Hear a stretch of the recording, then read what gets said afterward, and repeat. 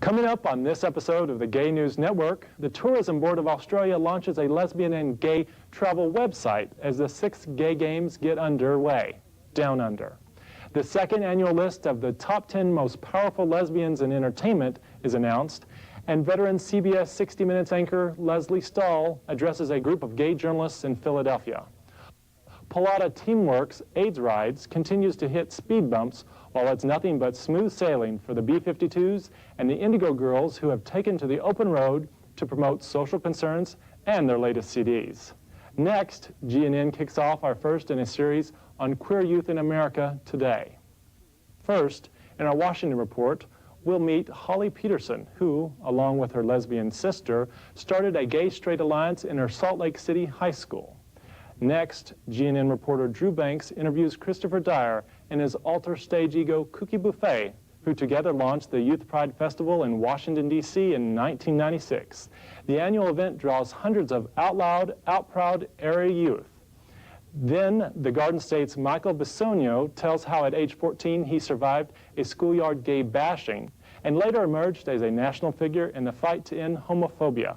Then Franklin Mayfus heads to the National Zoo, where he and gay youth activist David Grossman explore what it means to be young and gay. Grossman should know he came out at the tender age of 12. All of this coming up on this episode of GNN, your source for gay news from the nation's capital.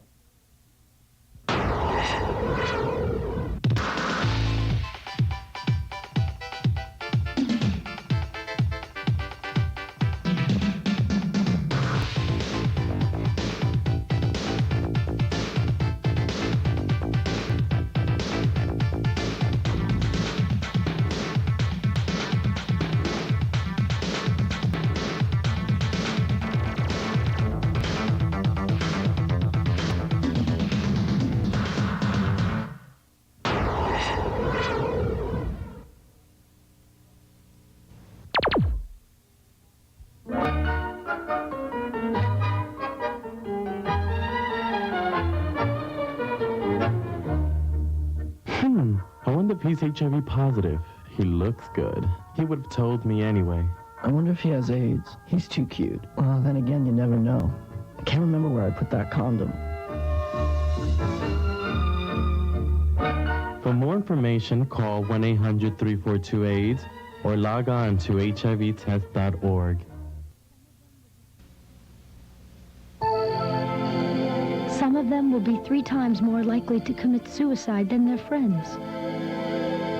There's also a greater chance that someday some of them will be assaulted, beaten, threatened, harassed, or even murdered, just because they may be lesbian or gay. But look at them. They deserve it, don't they? A message brought to you by the parents, families, and friends of lesbians and gays. The Gay News Network was made possible in part by The Other Pages, the guide to lesbian and gay living in Philadelphia, Baltimore, and the Washington, D.C. metro areas. The Other Pages is your resource guide for lesbian and gay-friendly businesses, restaurants, bars, and clubs, as well as nearby accommodations and getaways. And by HomeLounge.com, the online gay and lesbian real estate reference.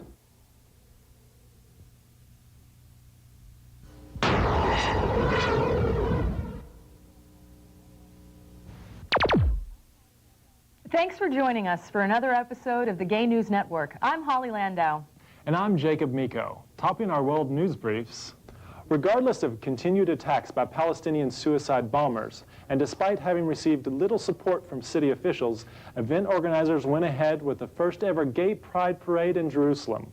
Although there were vocal protests from Orthodox Jewish politicians and some counter-demonstrators who jeered at marchers from along the parade route, this first-time event was considered a major success. A crowd estimated at nearly 4,000 marched along without incident through city streets under Israeli flags and rainbow banners.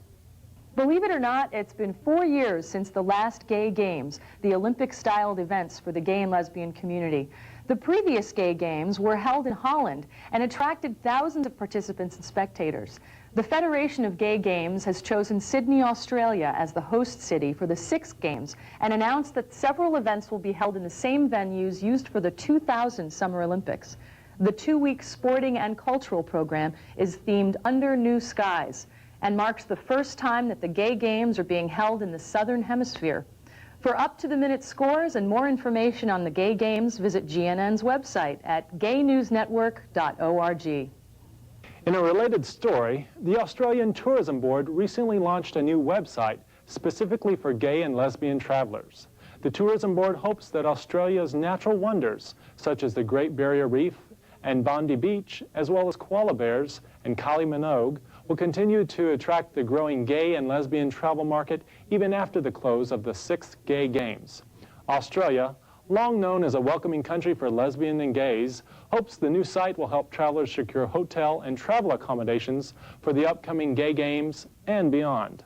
The website has information on Brisbane, Melbourne, the Outback, and the site of the annual Gay and Lesbian Mardi Gras Parade, Sydney, which Condé Nast Traveler voted 6 times as favorite city in the world. To get the lowdown on the folks down under, check out the new website, gay.australia.com.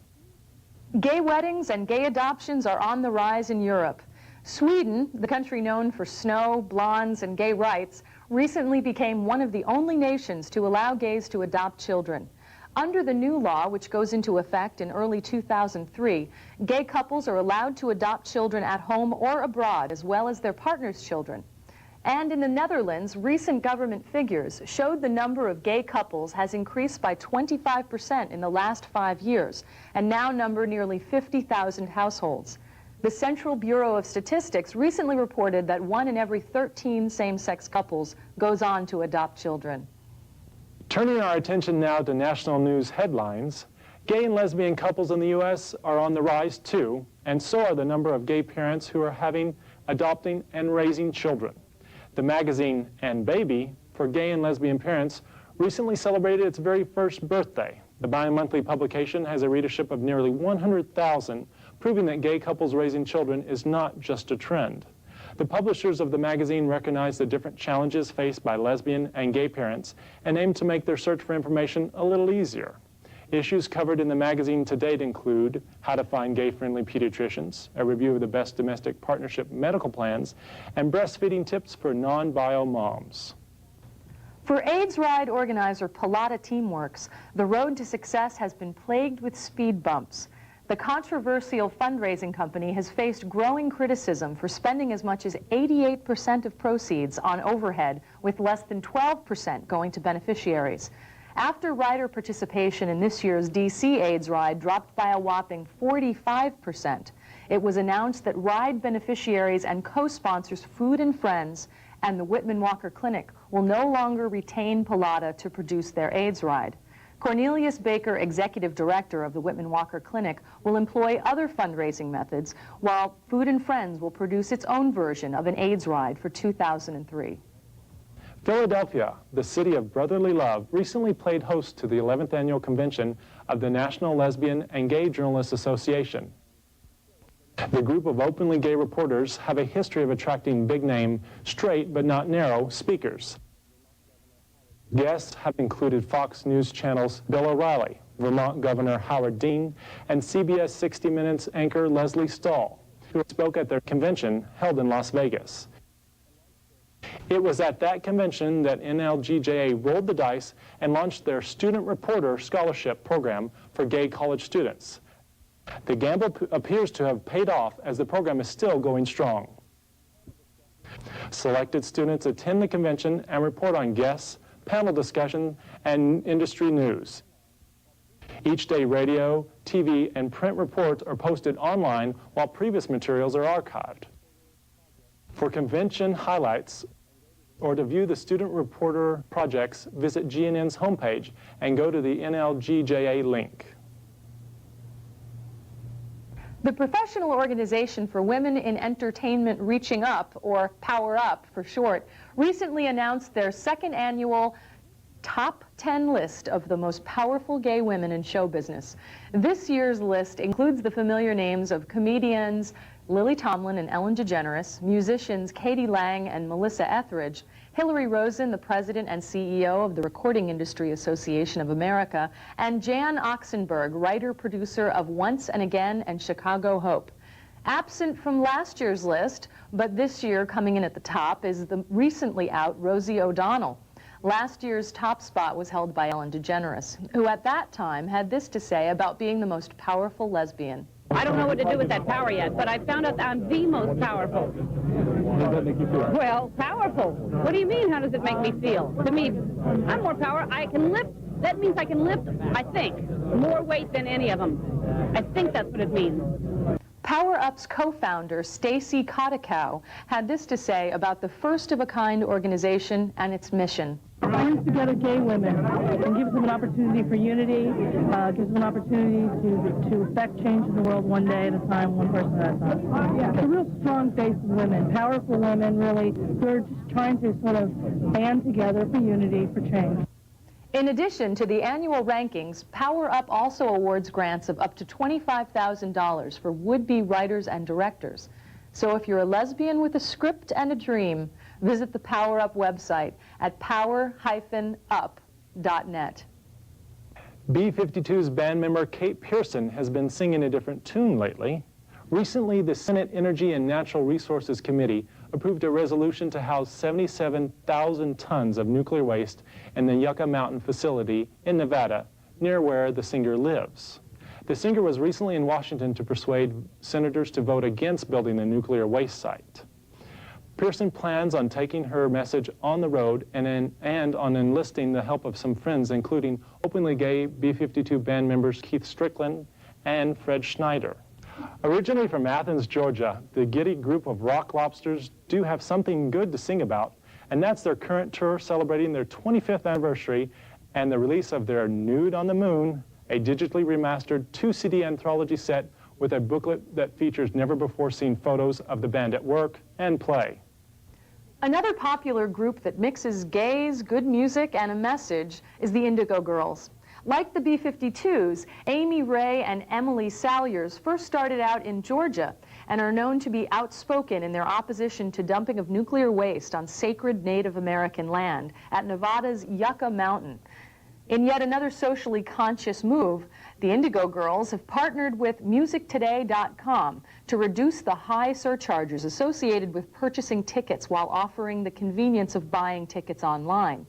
The Indigo Girls are currently on tour performing and promoting their latest CD, Become You, their first CD of all new material since 1999. For tour dates and to try out their new ticketing system, go to indigogirls.com. Coming up on the Gay News Network, we'll kick off the first in a 3-part series of special episodes focusing on lesbian and gay youth. We'll talk to Chris Dyer and his drag alter ego, Cookie Buffet, who together founded Washington, D.C.'s Youth Pride Alliance. The youth positive events draw an exciting list of young speakers who share firsthand accounts of forming gay-straight alliances, coming out, and homophobia. Today we'll meet some of those speakers, including Michael Bsogno and Holly Peterson, and learn how they overcame adversity with diversity and perseverance. Plus, we'll tell you 10 ways that you can organize a gay-straight alliance in your high school. GNN returns after these messages.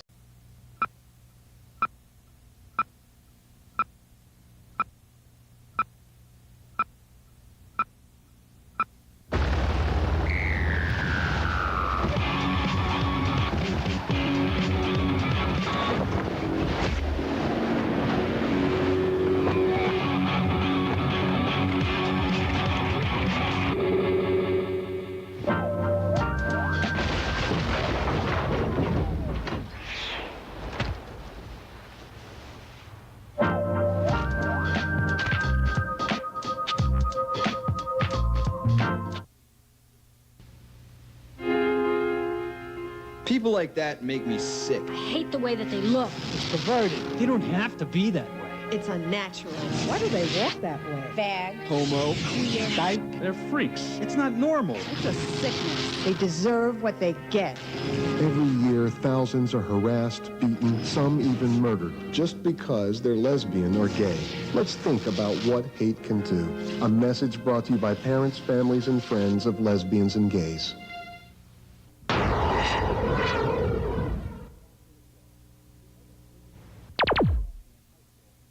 Welcome back to the show. Because of physical and verbal harassment in high school, a high percentage of gay youth drop out and subsequently experience greater depression and a higher rate of suicide than their heterosexual peers. Next, in our Washington report, Drew Banks introduces us to Holly Peterson, a young woman who spoke up for the rights of her gay friends and her lesbian sister Kelly when she helped launch the first gay-straight alliance to promote tolerance in her Salt Lake City high school. I'm here to talk today about the struggles in Salt Lake City to try and obtain a gay-straight alliance and the lawsuit that is pending. I'm also here to talk about Jacob Orozco's suicide and how that affected me in the gay-straight alliance. Can you tell us a little bit of how that affected you?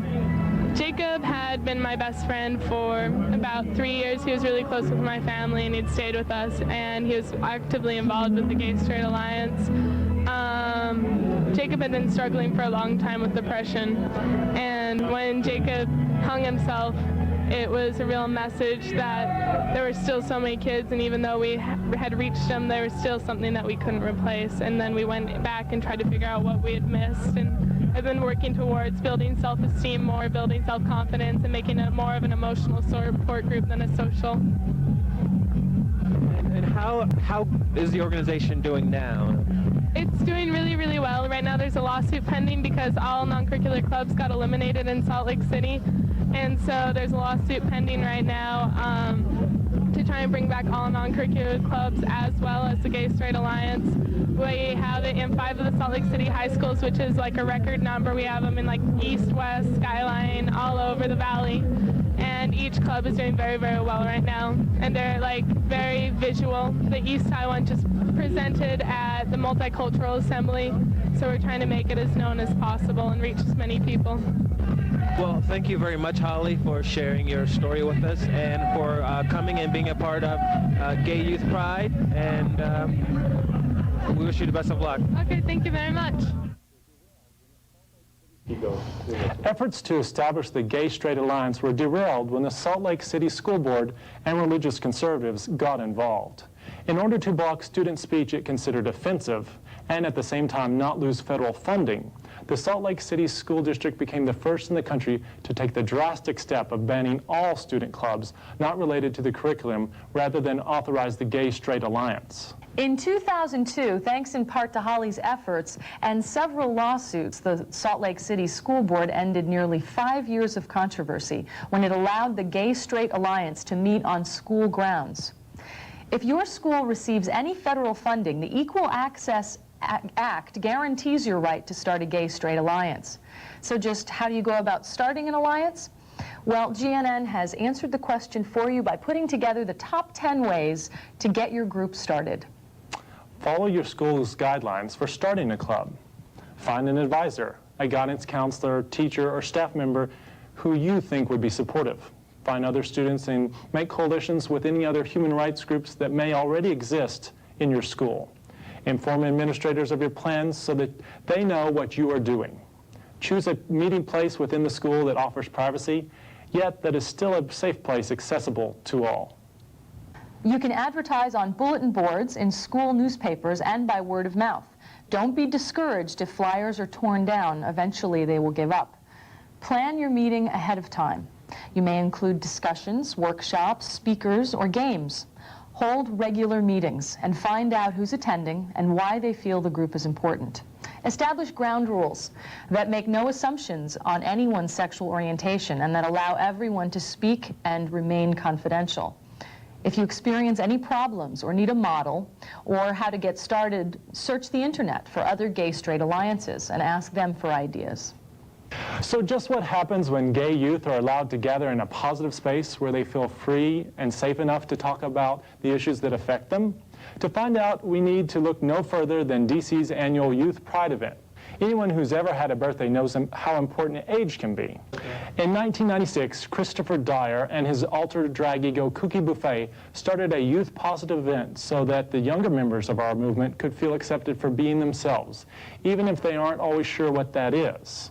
Youth Pride events always draw a big crowd of gay, lesbian, bisexual, and questioning teens. So let's take a look back at one of the early years as Youth Pride DC was starting to take shape, meet Cookie Buffet, and find out what some young Pride goers feel about it all. So can you give us some background as to why Youth Pride Day was started? Right. Well, 4 years ago, I was a member of this thing called the 20s group, which is a social group for gay boys and their 20s, or gay men in their 20s. Actually, lesbians and bisexuals and transgenders as well. And the topic came up of what can we do to help gay youth? And I got inspired, and I was talking to one of the facilitators one day outside his apartment that looked directly onto the circle, and through our discussion, we decided it would be a great idea to try something like a Youth Pride Day here in the circle. And the next thing you know, we organized a committee, and this is our 3rd year. I'm with Youth Acting Against AIDS, and I'm also part of SMILE, and so it's a really important event in that community. And how old are you? I'm 16. SMILE completely changed my life. I had never been part of a community that could really accept me and, deal with who I am. And I went to SMILE, and suddenly there were all of these people who were just like me. And it's just so loving, and I mean, you can meet other people from SMILE who don't even know you, and they'll walk up to you and give you a hug. And it's like, I've never had that kind of support before. I'm 18 years old. I started coming here 2 years ago because it's such a great event, and I think it's just incredible that there are so many young people who are willing to be out and vibrant and involved with each other. This year's Pride is really great because the first time I came I was very unsure of myself, unconfident, and the event taught me that there are a lot of people like me. This year has just been great because I've been around so many people who are comfortable with themselves and with me, and I've just been surrounded by friends and family the whole time. So it's been really affirming for me. Because we recognize that there are some issues that and the youth do need visibility, because sometimes youth are invisible in the gay community. But through the graces and the help of Youth Pride, youth have become more visible. The gay community is very adult-oriented, and it feels like they don't want to deal with us because we're such a problem. And we are. I mean, gay youth tend to be depressed. They tend to have problems, lots of problems, and just problems that the adult community, it's either too painful for them to deal with or it's too difficult. And so Youth Pride says that there are adults out there who really care about us, and that's important. And it also gives us a chance to network with each other, which we don't get as much. I think events like this are very important. I mean, Capital Pride is a huge event, and I'm very into that, but specifically Youth Pride I think is great for young people, because young people are the ones I think who are really important in society. They're the ones who create change, and I think it's very important to have things specifically for us. We celebrate the dignity of every young person as they come through as they discover their orientation. We believe that every young person deserves to live, love, and be loved. Gay Youth Pride events are about meeting others just like yourself and about sharing personal stories of both tragedy and success. Next, we'll meet Michael Bisogno, born in Bogota, Colombia, and now living with his adopted family in Bergen County, New Jersey. That's where I'm from. Just 15 minutes from New York City. Michael tells reporter Drew Banks how he survived a vicious gay bashing at the age of 14 and later emerged a national figure in the fight to end homophobia. It's an unbelievable thing. I mean, for youth to have a day set aside for them, it supports camaraderie and supports everything that youth really need to see in their community. I thought it was a really good cause to come out and speak at, definitely. I was assaulted 2 years ago at my high school. It was a nice day, and they ran up behind me and they pinned me up against the fence, shouting, "Kill the faggot, that's the faggot." They held me up like a cross. They lifted my legs and arms up into the air and threatened to roll me down the stadium stairs. They wanted to throw me into into a garbage can, and they let me go, and I went into the hospital for depression and suicide twice. And now I'm out and I'm doing well and I'm being supportive and I'm trying to do all that I can so that what happened to me doesn't have to happen to somebody else. So what I try to offer is hope and faith that we can survive and there is hope out there. And that's why activities like this, like Youth Pride, are very important because it offers that support and faith to kids that need it. And now for our final segment, GNN reporter Franklin Maphis heads to the National Zoo, where he spends the day with gay activist David Grossman. The pair take in exotic sights and sounds as David tells us just how he made his way out of the sexual orientation wilderness at such a young age and why he got involved with SMILE, the Sexual Minority Youth Assistance League. I came out when I was 12 years old. It was back in 1996. I probably admitted to myself about a year or two beforehand. I don't really remember when. I never, you know, I had my sixth grade girlfriend, but I never really, you know, thought of heterosexuality, and I never thought of marriage. And I never really, you know, had that sexual attraction, you know, that's just like, you know, like the 12-year-olds raging hormones. I didn't have that for females. I had that for the boys in my school. Coming out at such an early age, I was wondering if you could talk a little bit about what was the most difficult part about it and what was the easiest part about it? I think the positive reaction from a lot of the newly found friends through SMILE and through elsewhere was very helpful. You know, I fought with my parents a lot in that first 10 months after I'd come out. I fought with them a lot. It was really just a struggle, you know, to try to balance what I wanted to do and what their expectations were. You know, it's all for the better now. What have you learned, or what advice would you give other young people your age about coming out at such an early age? What mistakes did you make, and what did you learn, or what advice would you offer them?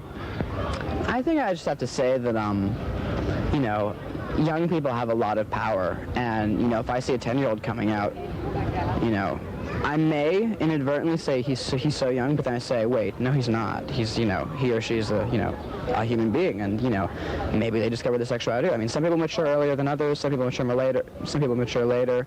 It's very much, you know, people are different. Never one to do anything on a small scale, Grossman came out to himself at age 10. Grossman's next soapbox was the Washington Post, where he came out to the world on the pages of the newspaper. Due to outstanding SAT scores, David entered college when he was just 14 and has served as a member of Youth Pride DC's Board of Directors for 5 years. Well, we're out of time for today's show.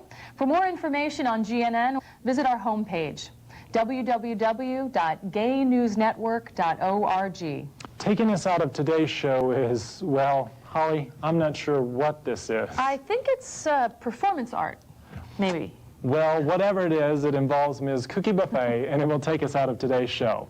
For the Gay News Network, I'm Jacob Miko. And I'm Holly Landau. Thanks for joining us. I tried diets and drills, and I swallowed some pills that made me a maniac. I had grapefruit and brown rice and soybeans to boil. I chewed seaweed and parsnips and peanuts boiled. I exercised my flabby thighs and wrapped them in foil.